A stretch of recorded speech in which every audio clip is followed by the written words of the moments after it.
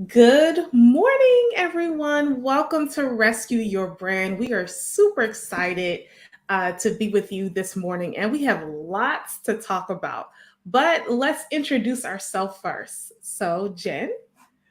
Hi, I'm Jen Dalton. I'm the founder of Brand Mirror, and I focus on personal brand strategy and business strategy. And I'm Melissa Jakes. I am the CEO and founder of Rescue Event Planning, where we focus not only for nonprofits, foundations, and associations, but also some of your social events as well. One experience, one client, one event at a time. And Jen, I'm excited to talk about this topic because we're leveraging events that engage and retain clients, partners, and the big S word that a lot of people want to have at their event sponsorships. That's absolutely right. When I think about getting back into events, seeing people out and about, I went to one of my first networking events last night, right? And when you think about events, they're not just events, right? Yeah. They are part of creating a brand experience, and they should be a part of your brand strategy and your business strategy.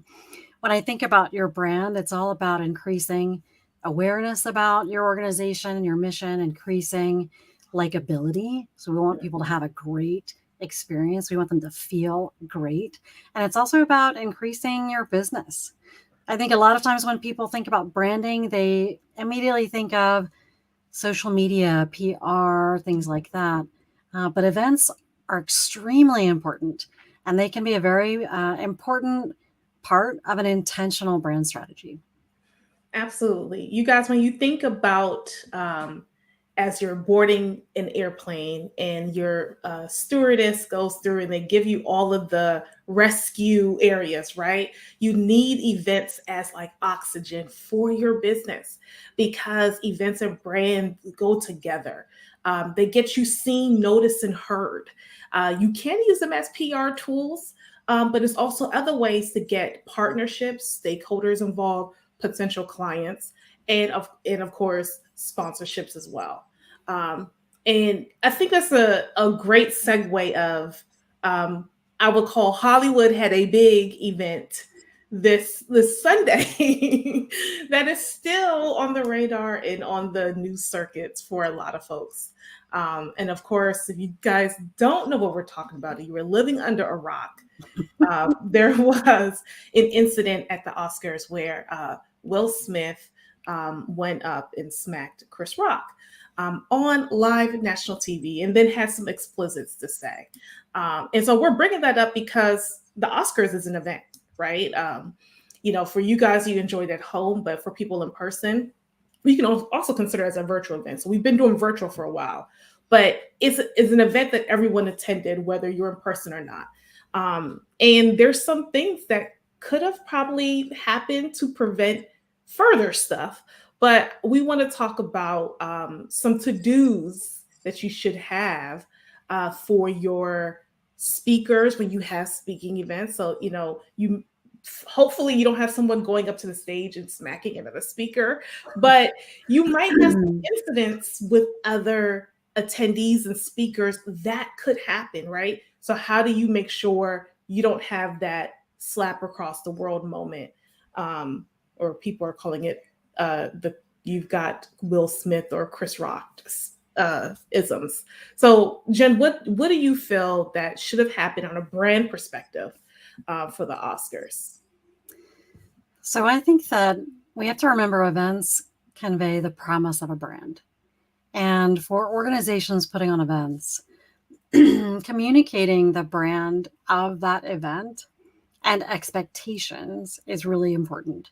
So we know when we watch the Oscars, it should be a high end experience, very luxurious, celebrating the arts. You're hopefully going to have like funny hosts, which I Mhm. did really enjoy the host this year. Yeah. You're going to have, it's going to run late, right? That's sort of an expectation, even though they might say they're not going to, but they always do every year. Yep. I think, for this particular event, setting expectations on this is what this experience should be like. If this happens, here is what will occur. So, for example, let's say you have speakers coming to an event. Many organizations will put very specific expectations, like you are not allowed to sell when you're up on stage. Yep. Right? This is an event for our clients. We only want them to have value. If you deliver great value, they'll call you. And so that's an expectation. And in that case, you still probably want to see their talk in advance so you can make sure they're not selling. I think for the Oscars, what's tricky is that it's happening real time. So you Mhm. also want to set expectations for whoever is running the event, right? What should the hosts do to try to recover? If they don't leave the event, then what happens? So you have to do some scenario planning to help recover as much of the experience as you can for the people who are in the room and who are watching live. Yeah, absolutely. It I always, and I talk about this in my book, your what ifs, right? So some people may think, well, if I have an outdoor event, what if it rains? You have your plan B. You know what your plan B is.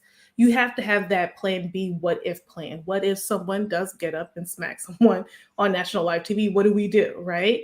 And if, of course, it's great to talk about this post, but this is not the first time on national TV something has bizarre happened on an award show. It's not new, right? And so definitely making sure you have a MC and host, which I think Amy did a great kind of breaking that tension and saying, did I miss anything? Absolutely. Yeah, so having an MC that can shift and pull the energy into a different area, and but then also, on the production side, are we cutting to commercial? What are we Mm, doing?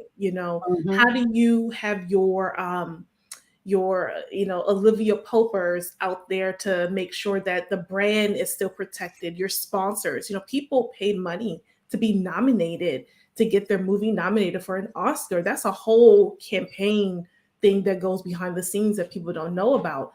And so how do you make sure that people are going to want to continue to do their sponsorship and their payment and to get their movie nominated for an Oscar if they feel like, well, this is kind of a tarnished event now because of what has happened. So you have to have those backup plans prepped and ready just in case, because you never know what can happen on national live TV.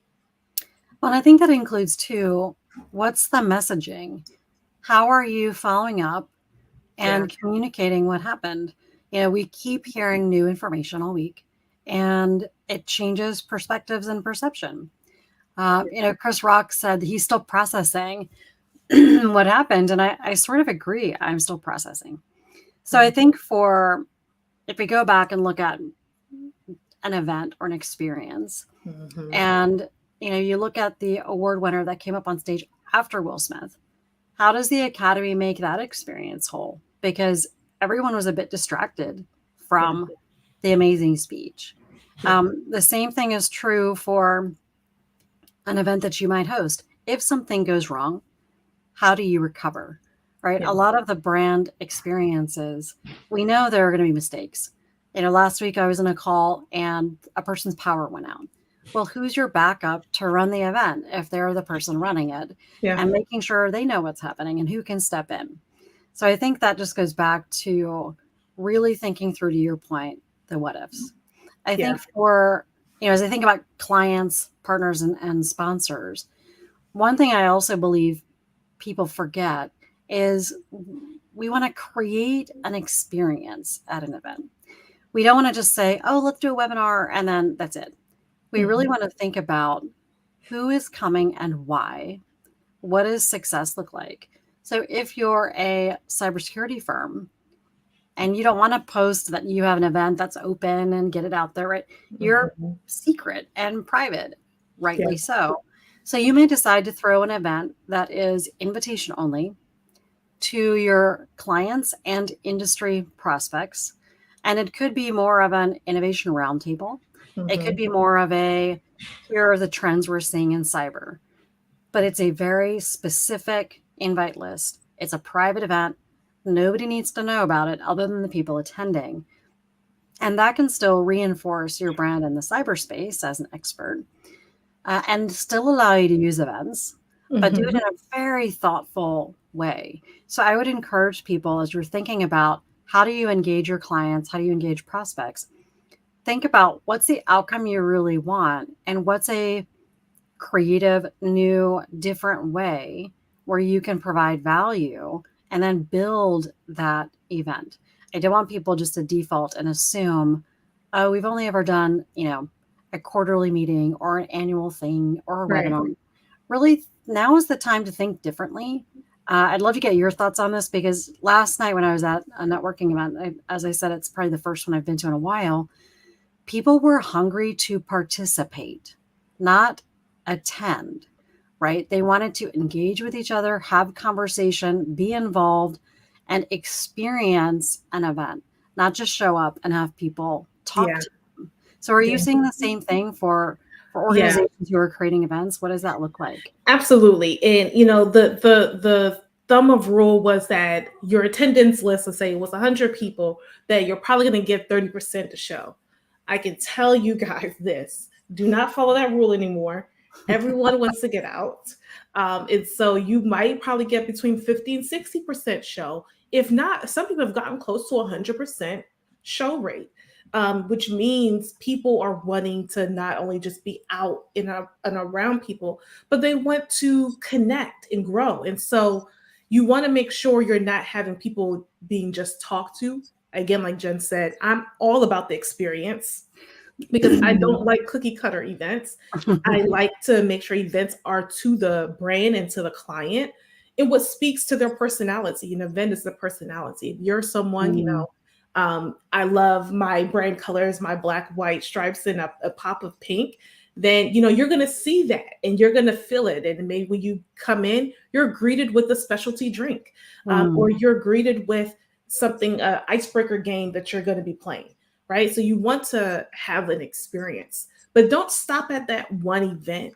How do you keep them? We're talking about retention too. How do you keep the clients mm, coming back? How do you know, like, oh, if Jen is having an event, I'm there. I'm not missing one event, right? So having many events that lead into a bigger event can definitely build brand visibility. I have a current client now who she wanted to do, I need to do this one conference. And she hasn't done a conference. It'll be her first time doing it. Though they have great sponsorships, they have a great network, they have a great mm, association, but they have not produced a conference. So the idea was more to kind of get the base going, do a 3-city tour, and let's do it in the 3 biggest cities that you have a lot of mm, following in. And so that's going to help her create content. She's visible to her community. People in neighboring states can come if they want to go to those 3 cities, and they get exposure, and you get more people invited and want to enjoy and join into that association. But not only for your clients, you can even lead it to your partners and your sponsors. Oh, we like that city tour. Are you going to expand from 3 cities to 6? They see an opportunity. What? My brand can be seen in these different cities, and you have my market. So you want to make sure that you're having your mini events that do lead to your big one that you naturally do. But that's how you're able to keep retention, engaging with your clients and your partners and sponsors. absolutely. And I love that city tour idea. When I think about partners, it's a great way to share the stage, Yeah. right? And as a business, it's great to feature and highlight here's who we collaborate with and give them space too. I always find it's good to share the stage because then you're not the only one inviting people. Hmm. And it can provide value to who you share the stage with. If you collaborate with people on a daily basis, why wouldn't you want to feature them in your events? And Hmm. so, whether it's a panel, which I find is usually the easiest way to get someone Yeah. sit on in a panel, discuss, chat, have great insights, great Q&A, but there's not a lot of preparation. There's some, but it's not like giving a full talk. Yeah. And so I love the idea of the tour. I also think we have so much going on. You want to do a tour to kind of prime the pump a little bit and get some awareness so that Mhm. when the big event comes, everyone is now aware that it's coming, it's happening, and they can show up. Yeah. If we're not doing lead up events now, your event might get lost in the noise. Absolutely. Teaming up is collaborations are it's just like what we're doing. We're sharing the stage. So whether it's virtual or in person, you want to make sure you are connected with like-minded people, and not that you're in competition, but just that is cohesive and the brands align with each other, so it makes sense for collaborations. I love panels because all the other speakers don't feel pressured of, oh my gosh, I have to speak, and they have colleagues on the stage with them where they can bounce ideas. And it's almost like I call it like girls talk, or just you're able to talk, but we're talking with knowledge and Mm. sharing experiences. So panels, if you're doing an in-person event, definitely do panels, and keep your panels to about no more than 20 minutes. Have a great moderator that can, again, that goes with that Yes. MC and host, that can move things along and don't seem too long, and kind of keep the panelists back on track, because like I said, it could get girl talking, people start heading off to the Or east and guy the west, talking. or Sometimes guy guys talk. are You're right, I chatty. won't be It's biased. real. But I agree with you, right? A moderator for a panel, Yeah. they're worth their weight in gold when they're great, because they're not just asking questions and moving on per the script. They can tee up new questions, they can pull out insights. So your moderator really should be a thought leader in the space for whatever the panel is about, if possible, because that's a whole nother person that can promote, that you can recognize, that could be a great draw for who's on the panel too. So Hmm. I love all of these points. When I think about any event, but let's go back to the point you brought up earlier, that sort of show time, right? If you have a big event, how much of that event should be for people speaking, where it's not really allowing for participation? And I think for sponsors, if you're trying to give them visibility, which you should, because they've paid, you want them to be visible, be Absolutely. very intentional and help them be successful, right? So if you're having a sponsor give a 1 minute intro, give them something that could be interactive with the audience, or give them some guidelines so they know exactly how to have a punchy um, talk, even if it's only for 30 seconds or a minute. When people, for example, read from paper, that gets really, it's not as exciting, Yeah. right? You want to have a sponsor who gets up there, eye contact with the audience, engages the audience, does their thing short, quick, and then you keep moving on. Because I do think people are fatigued, um, stuck at home, right? They want to be out at an event, experience things, meet people. We've got 2 years of pent up networking connections and demand. And if you're someone who wears high heels, you don't have time to stand there waiting for people to finish talking, right? Yeah. Um, you want to make sure you get home and take those high heels off. So I think for people just to consider where we're at in this getting back into networking and make accommodations accordingly. Absolutely. I call those 2-hour shoes. There's only 2 hours. Make the most of the 2 hours, Right. right? Make those for two Don't hours. don't make me have to stand there for 2 hours listening to someone and not being Right. able to interact. Right. So, especially with your sponsors, and especially they might be a new sponsor of their own, right? They might be new into sponsorship space, but you have levels to your sponsor. So, whether you have your Yes. platinum, your presenting sponsor, maybe you have a silver, gold, grassroots, whatever the different names you do, in that sponsorship deck, before they sign, they understand that they're either going to get 30 seconds or 60 seconds or 2 minutes to speak at the podium at whichever particular events that's agreed upon. So you want to make sure that happens, so that before they even send you the money, that's understood, right? And then if you're lower sponsors, they don't have to speak from the podium, and that's okay. There could be other ways that they're represented, and that's in their benefits. Maybe if they're only at the $10,000 range, their benefit is they get mentioned in the program, they get signage at the cocktail bar, and then maybe there's a slide that's there that their name is saying these are our bronze sponsors. Thank you so much, and Yes, the that's chocolate it. fountain. I would sponsor the chocolate fountain, There you and go. the chocolate fountain brought to you by Brand Mirror, right? Exactly. Because I like chocolate, my people know that, or wine. Uh, Yeah. there's an event tomorrow night, actually, no, tonight, that I will probably go to, that is a big networking event, and it's a wine tasting event.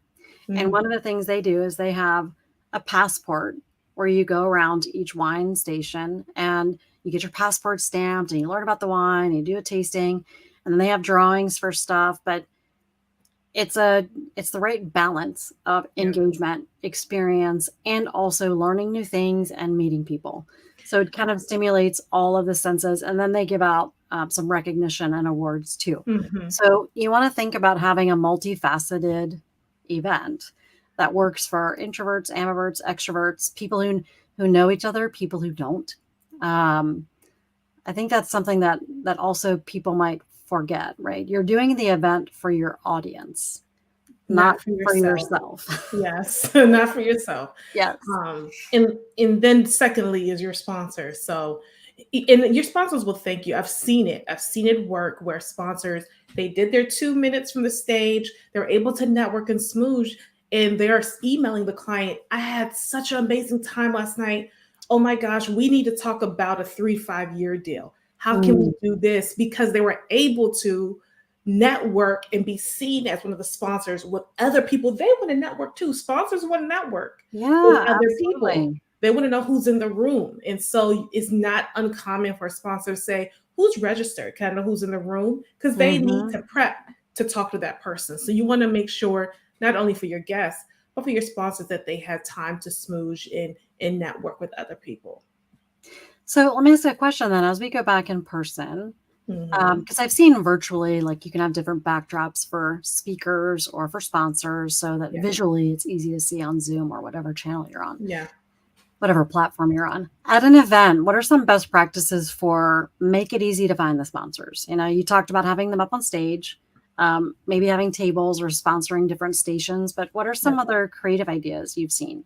Yeah, so you can do your lanyards if you're conference style, your lanyards, and their lanyard could be a different color that says sponsor. Or Mm, you have the little tags that says featured sponsor or speaker, workshop presenter. yes. And if you're doing more of the networking, the name tag color can be different. You can explain that to guests as they come in. Attendees are this color, our sponsors are this color, our keynote speakers are this color, or which not. And so that way people can easily identify who's in the Mm. room. I love that. Do you have, or would you recommend setting aside like a sponsor area? So if people want to get to meet the sponsors, they kind of know they're over here. Go check out our sponsor area. Maybe it's next to the cocktails or whatever. And that way you can even have your sponsors there or some of their employees if maybe Yeah, the yeah, CEO is the person speaking. But I think as a sponsor, you do want to bring more than just yourself correct, because that correct. can be overwhelming. So to get the most out of an event as a sponsor, I would definitely come prepared with more than one person if possible. It please. Even when we do some of the community service, your Yeah. higher ups execs, they are like they're in it to smooch and stuff. And so they weren't doing as much community service work, right? And so we recommended the next time, Don't which go is anywhere. fine, right? We Okay. we get it.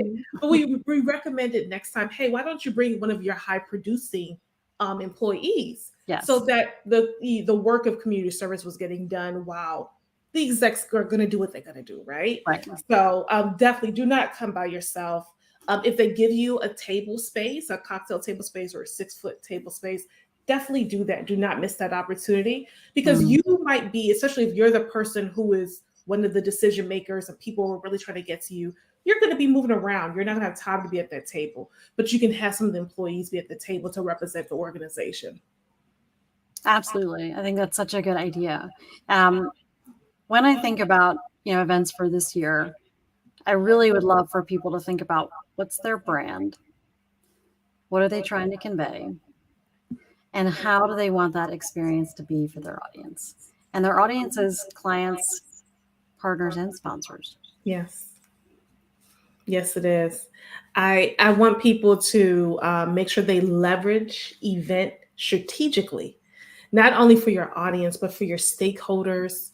Having the goal in mind, walk away with the goal. Is my goal? I want to have 100 people in the room, and then from there, we're able to offer whatever your call to action may be. Join us for our series. Join us for whichever.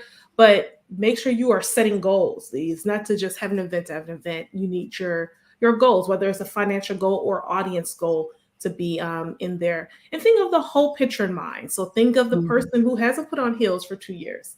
Think of, are you going to have a seating area, a lounge area type of feel? And think about how to make the experience engaging so people are moving around and meeting new people, because they're always going to come with their kind of their crew, their folks that they're going to travel with. But how can you get people to Absolutely. connect differently in the networking space? Well, and, some of it could be reminders, like use the LinkedIn, scan code to Yeah. connect. Yep. Don't worry about bringing a business card. Yep. Last night I was hoping someone was going to hand me slippers as a takeaway so I could change out of my heels. Yeah. But that could be a great product to brand if that's on brand for you. That is. That is. Though there are something called rescue flats. I do know. I don't own it, but there is something called rescue flats. So I think that's a cute idea. Absolutely. So I know there might be, I think we have two questions that popped up. How do you come up with a unique event? And I think there's ways to identify your audience, on brand, just like you talked about. If you're in IT, I would expect a lot of techie things there, even down to the drink. Is the drink named after a motherboard? Do you have the wines that are kind of like, well, this was, stirred and poured by this different type of technology, right? And so that's how you can make sure it's unique and different to that brand, because they're all about tech. So that's how you can make things unique. You don't have to just say, oh, there's cookies, there's some cheese and crackers, charcuterie board, and that's it. Think through your brand. How can you really put all of the small details together that really makes a big impact? I think that's so true. And it's worth taking the time to Mhm. really think through what would be on brand. What can they take away with them that's meaningful?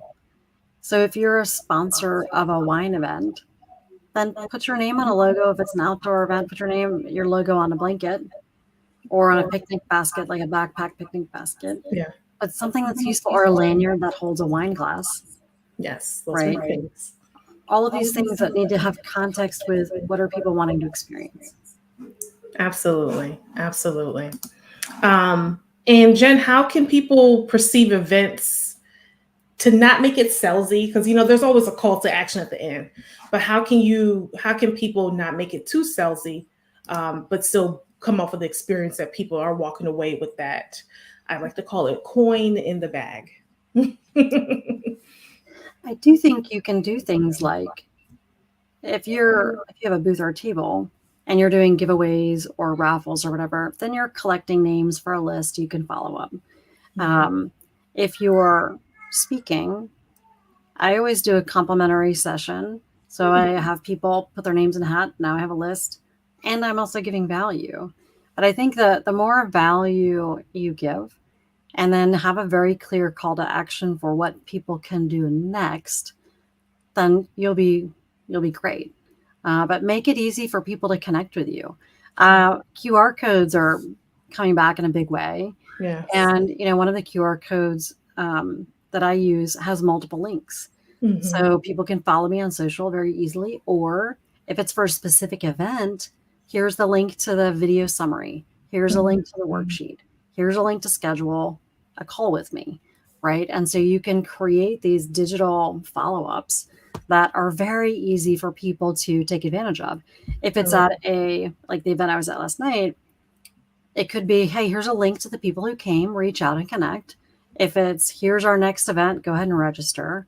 Or if it's, here's the charity that they donated to, here's that link to donate, right? So you're giving people choices, not too many, but choices for how they want to move forward.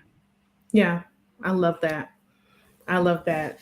Well, guys, I hope this was helpful for you, that you're able to leverage not only your clients or potential clients, sponsorships, and partners, but how events can really leverage and build brand awareness and possibly contracts, which we all love. Absolutely.